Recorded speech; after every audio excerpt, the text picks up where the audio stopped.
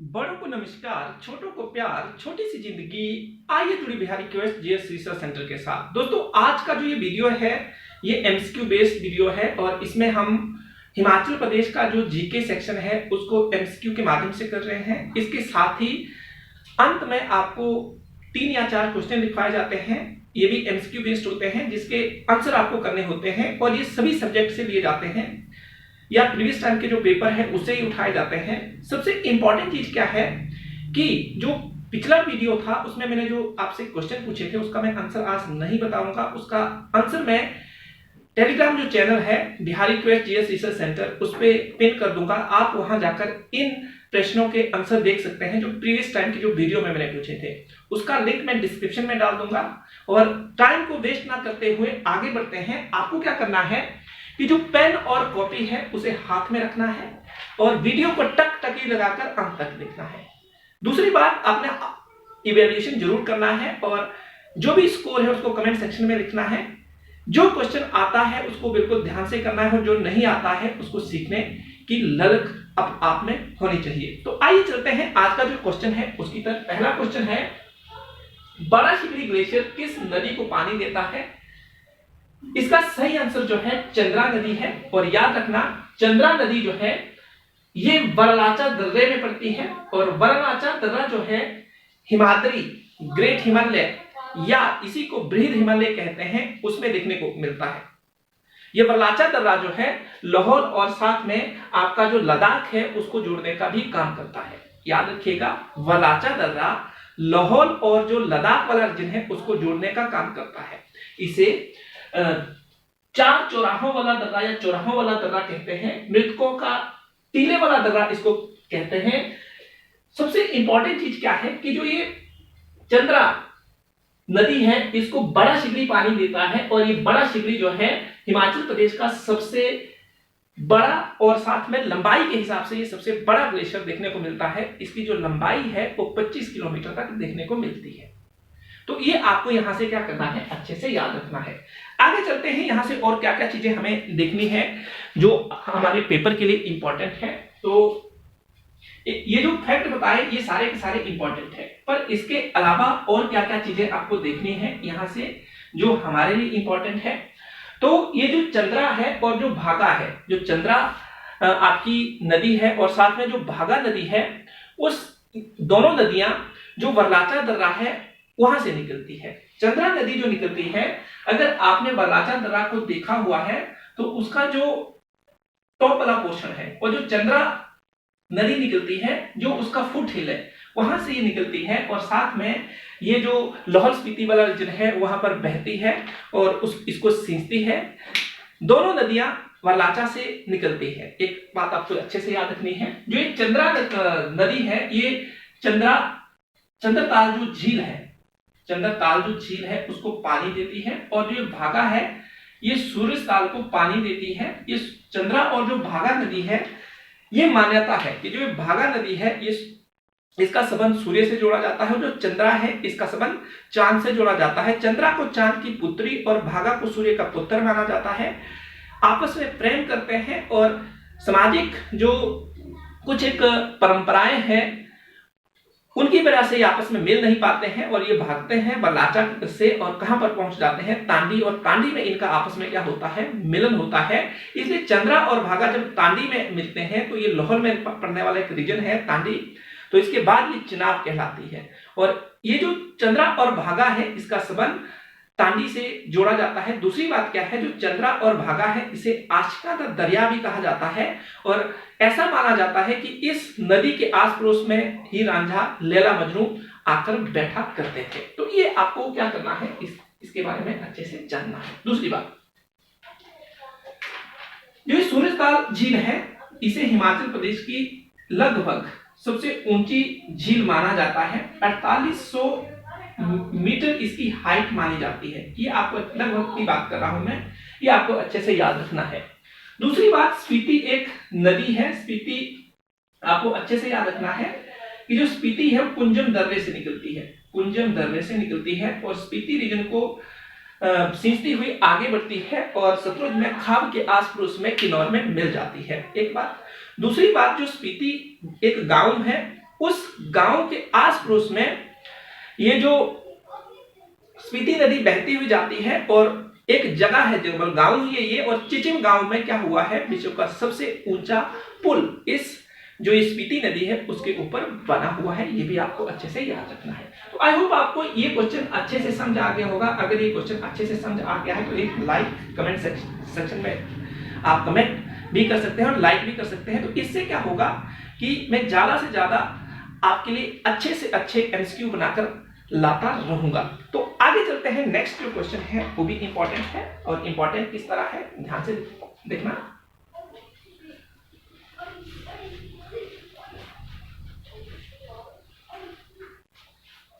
Question इस तरह है, नीलकंठ झील किस घाटी में स्थित है? नीलकंठ झील किस घाटी में स्थित है?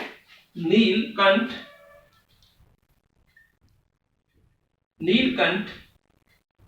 झील किस घाटी में स्थित है?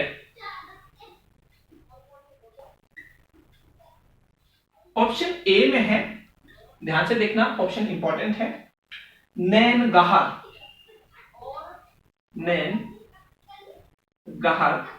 ऑप्शन बी है हैंगरंग, या हांगरंग भी लिखा होता है कई बार, हांगरंग भी लिखा होता है और हैंगरंग भी लिखा होता है, दोनों को याद रखना है। तीसरा है जो मतलब सी ऑप्शन है, लिंगटी। और आगे जो नेक्स्ट वन डी है, स्पीति। ऑप्शन आपके सामने है। नीलकंठ को अच्छे से याद रखना है। कौन सी, कहां पर, पहले झील कहां पर है नीलकंठ? तो ये लाहौल स्पीति में है, ये आपको पहले याद रखना है। लाहौल स्पीति डिस्ट्रिक्ट की बात आए तो अगर लाहौल और स्पीति में भी अलग अलग देखा जाए कि ऑप्शन में ऐसे हो, मान लो कि ए में आपके पास लाहौल लिखा हुआ है, बी में आपको स्पीति दिया हुआ है, तो उस वक्त आपका आंसर लाहौल होगा, स्पीति नहीं होगा। ये आपको अच्छे से याद रखना है। अब आओ, नीलकंठ झील किस घाटी में है? तो ये नैनगाहर जो है उस घाटी में स्थित है।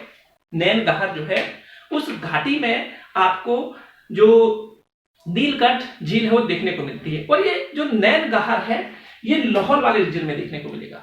नैनगाहर जो है, सॉरी, जो ये नैनगाहर रीजन है, मतलब जो नैनगाहर जो जगह है या जो घाटी है वो लाहौल वाले रीजन में देखने को मिलती है। ये आपको अच्छे से याद रखना है। तो एक और क्वेश्चन भी बनता है, नैनगार जो नैनगार है उस घाटी का संबंध किस जिले से जोड़ा जाता है? तो आप बोल सकते हैं इस घाटी का संबंध जो है आपका लाहौल रीजन है उससे जोड़ा जाता है। कौन सी झील इस घाटी में है? तो नीलकंठ जो झील है इस घाटी में है। नीलकंठ में बहुब्रीहि समास देखने को मिलता है और साथ में ये एक यौगिक शब्द है, ये भी आपको अच्छे से याद रखना है, हिंदी में जाकर ये काम कर सकता है। ये नीलकंठ जो है बहुब्रीहि समास की कैटेगरी में रखा जाता है इसको, और साथ में अगर आप इसे मतलब जो शब्द दूसरे आधार पर देखें तो इसको जो रखेंगे, सॉरी जो मैंने पीछे बोला वो गलत था, इसको योग रूढ़ शब्द में रखेंगे। ये आपको याद रखना है, योग रूढ़ शब्द है। और साथ में किस कैटेगरी में इसको रखा जाएगा? इसको रखा जाएगा बहुब्रीहि समास में इसको रखा जाएगा। आपको यहां से सारी चीजें क्लियर हो गई होगी इस क्वेश्चन को पढ़कर। अब आइए इसको देखते हैं, जो हांगरंग वैली है, तो हांगरंग वैली जो है इसमें नाको झील पड़ती है, नाको झील अच्छे से याद रखना। हांगरंग झील में जो हांगरंग घाटी है उसमें नाको झील है। अब हांगरंग घाटी जो है तिब्बत के साथ लगती है और ये किन्नौर में पड़ती है, ये आपको अच्छे से याद रखना है यहां से। उसके बाद लिंगटी घाटी जो है ये काफी इंपॉर्टेंट है। ये लिंगटी घाटी का जो संबंध है ये आपका जो लाहौल स्पीति है उससे जोड़ा जाता है। लाहौल स्पीति में क्या है, ये घाटी देखने को मिलती है। और अगर लाहौल स्पीति में लाहौल और स्पीति को कंसीडर किया जाए तो लाहौल वाले रीजन में ये देखने को मिलती है। 1700 के आस पड़ोस की घटना है और कुल्लू का राजा एक मानसिंह हुए, उन्होंने जो लाहौल स्पीति वाला रीजन था उसके ऊपर अटैक किया, और लाहौल स्पीति के ऊपर जब अटैक किया तो इन्होंने स्पीति की और जो लद्दाख का रीजन था उसके बीच में एक सीमा ड्रॉ की थी और उसे बोला था लिंगटी घाटी, और इस लाइन को बोला था लिंगटी रेखा। तो ये आपको अच्छे से याद रखना कि जो लिंगटी घाटी है कहां पर है, और जो लिंगटी घाटी को किस कुल्लू के राजा ने अपनी सीमा बनाया था। अपनी सीमा, जैसे रेड क्लिफ आपने पढ़ा होगा, ढूंढ पढ़ा होगा आपने, जो 38 पैरेलल लाइन है उसको भी पढ़ा होगा। तो वैसे ही जो कुल्लू का राजा मानसिंह था, उसने जो आपका लाहौल स्पीति वाला रीजन था उसके ऊपर अटैक किया, और अटैक करने के बाद जो लद्दाख और स्पीति का रीजन था उसके बीच में एक लाइन ड्रॉ की और उसे नाम दिया लिंगटी रेखा। और इस रीजन को, पूरे के पूरे रीजन को उन्होंने क्या नाम दिया था, उन्होंने लिंगटी घाटी इसको नाम दिया था। तो ये आपको अच्छे से क्या करना है, याद रखना है। स्पीति, तो स्पीति घाटी है, जी हाँ बिल्कुल है, इसे शुष्क घाटी कहते हैं, और साथ में ये ठंडा और शुष्क मरुस्थल वाला रीजन है। मैं आपको कई बार इसके बारे में बता चुका हूं। तो आई होप आपको ये भी क्वेश्चन अच्छे से समझ आ गया होगा। पहले क्वेश्चन को समझना काफी जरूरी होता है, फिर उसके आस पड़ोस में जितने भी इंपॉर्टेंट फैक्ट होते हैं उसको भी जानना जरूरी होता है, क्योंकि हम कर रहे हैं हिमाचल प्रदेश का जो ये एमसीक्यू सेशन है उसके माध्यम से हिमाचल प्रदेश के जितने भी एग्जाम होते हैं उसमें जितने भी क्वेश्चन आएंगे उसको टारगेट करते हुए हम ये एमसीक्यू सेशन कर रहे हैं। तो आपको क्या करना है, उसके सराउंडिंग में जितने भी इंपॉर्टेंट फैक्ट होते हैं उसको भी याद रखते हुए आगे बढ़ना है, और साथ में ये इंटरलिंकिंग जरूरी भी है, क्योंकि जब आप इस तरह पढ़ेंगे तो क्या होगा, आपको लंबे समय तक ये चीजें याद रहेगी। चलते हैं नेक्स्ट क्वेश्चन की तरफ। क्वेश्चन कुछ इंपॉर्टेंट है, इंपॉर्टेंट ही नहीं कई पेपरों में पूछा हुआ है। अगर आप प्रीवियस टाइम के पेपर को मतलब रिवाइज करते हैं तो उसमें ये क्वेश्चन आपको देखने को मिलेगा। क्वेश्चन कुछ इस तरह है, तिब्बती भाषा में लाहौल के लोगों को क्या कहा जाता है। तिब्बती भाषा में लाहौल के लोगों को क्या कहा जाता है, काफी इंपॉर्टेंट है। तिब्बती भाषा में लाहौल के लोगों को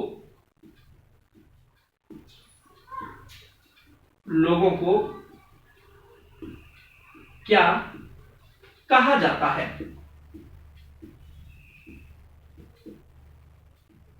ऑप्शन ए है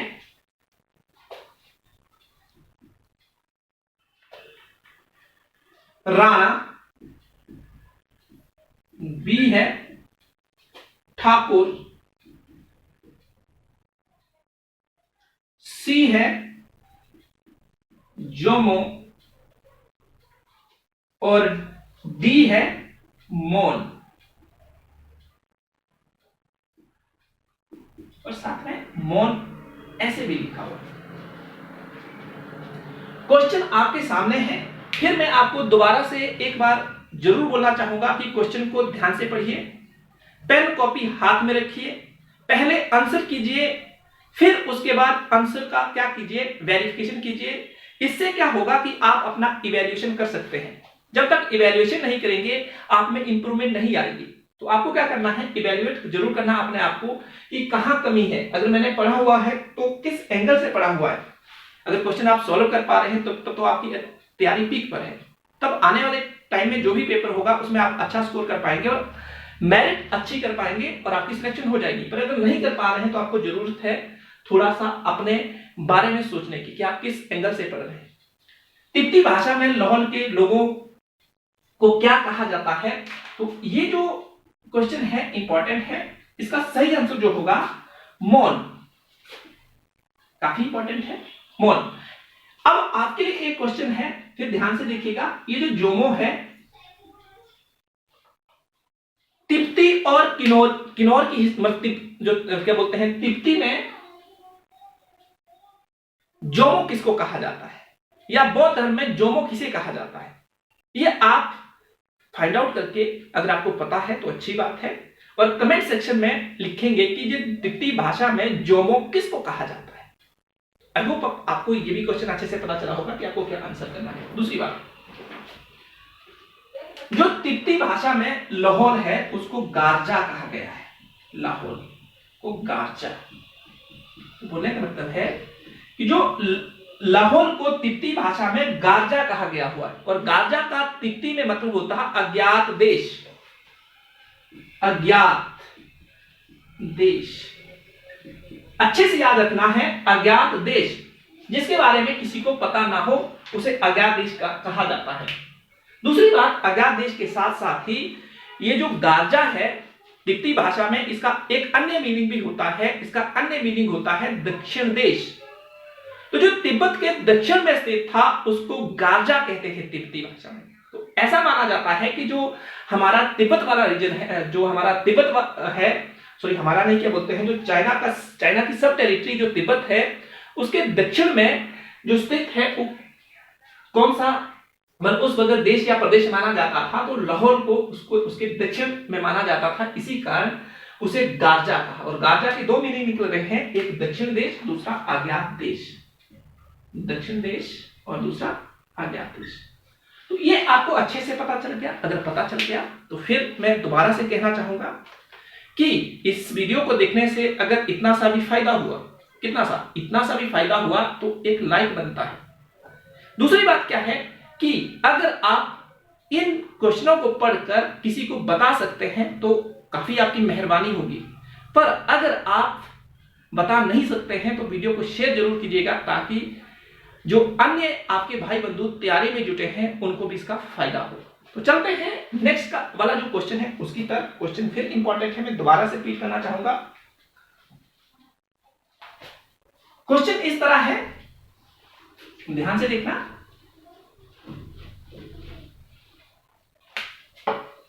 निम्न में से कौन सी भाषा लाहौल स्पीति की है?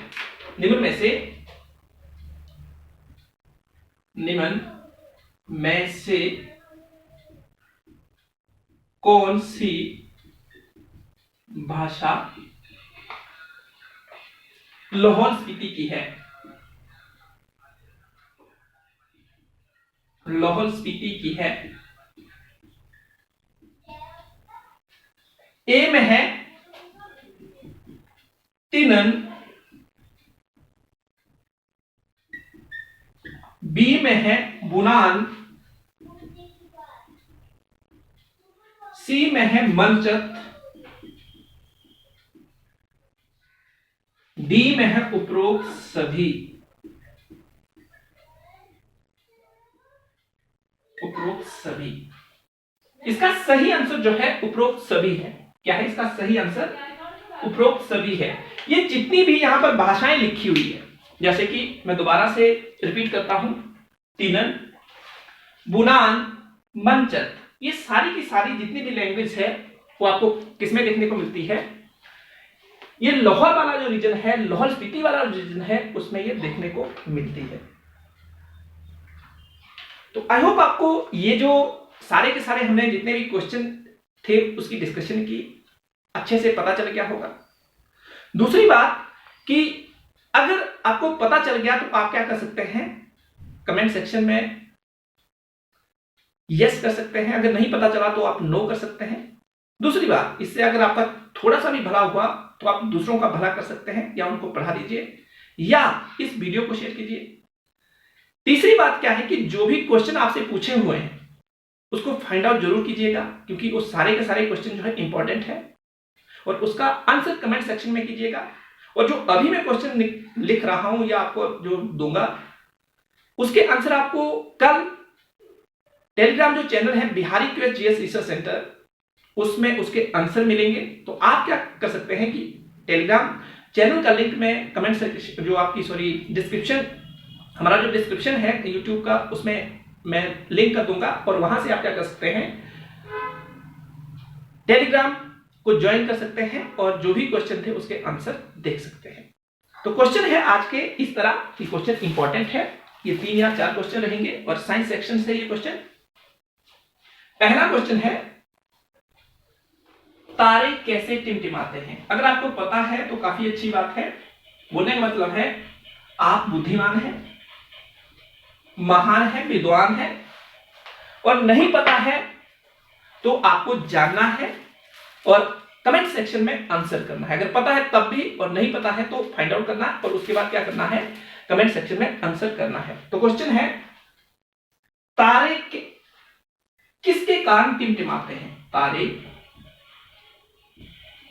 किसके कारण टिमटिमाते हैं? ऑप्शन ए है परावर्तन,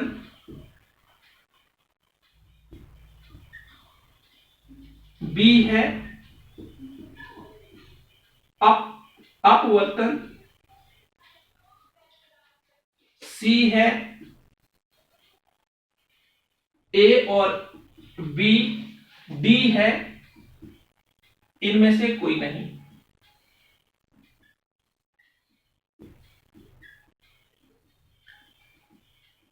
इनमें से कोई नहीं। क्वेश्चन एक हो गया। क्वेश्चन दूसरा लिखिए।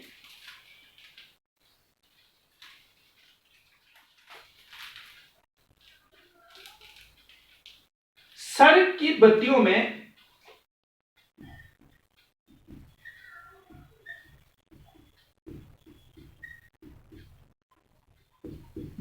में किस लेंस का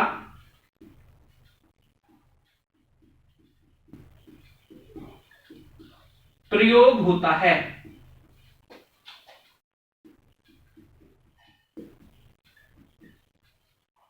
ऑप्शन ए है उत्तल लेंस, बी है अवतल लेंस, सी है समतल दर्पण, डी है इनमें से कोई नहीं।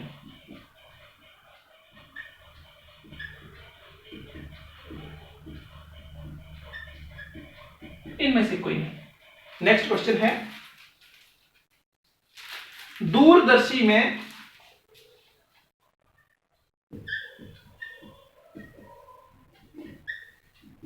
किस दर्पण का प्रयोग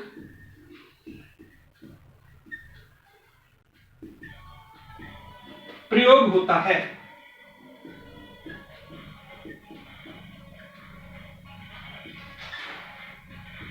ऑप्शन ए में है समतल दर्पण, बी है गोलीय दर्पण और सी है उत्तल दर्पण, डी है अवतल दर्पण।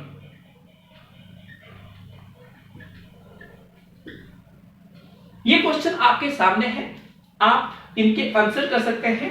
पहला क्वेश्चन आपके सामने ये है, दूसरा आपके सामने ये है और तीसरा आपको यहां पर देखने को मिल रहा है। एक लास्ट क्वेश्चन लिखिएगा।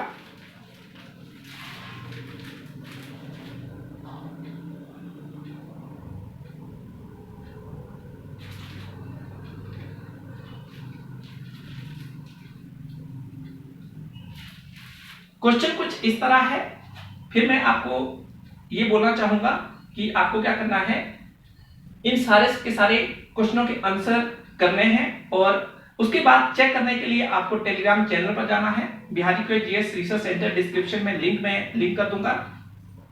क्वेश्चन है, वराकला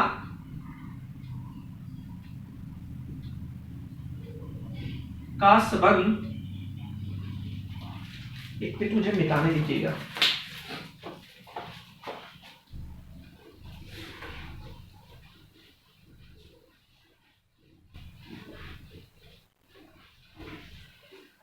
वराकला का संबंध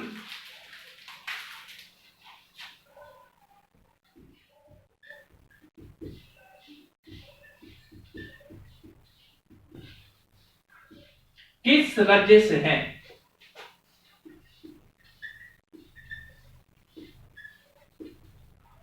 किस राज्य से हैं? A Kerala, B Mumbai, C Tamil Nadu, D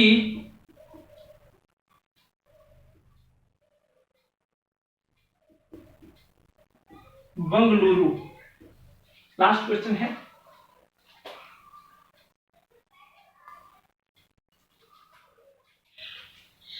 दक्षिण भारत की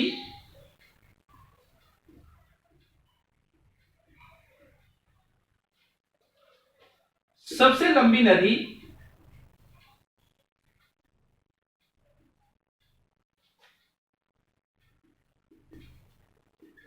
से माना जाता है?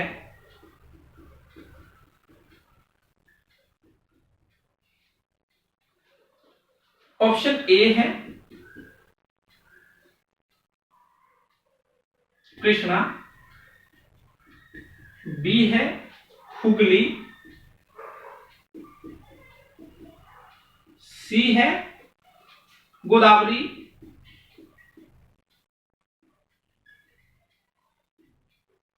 डी है महानदी।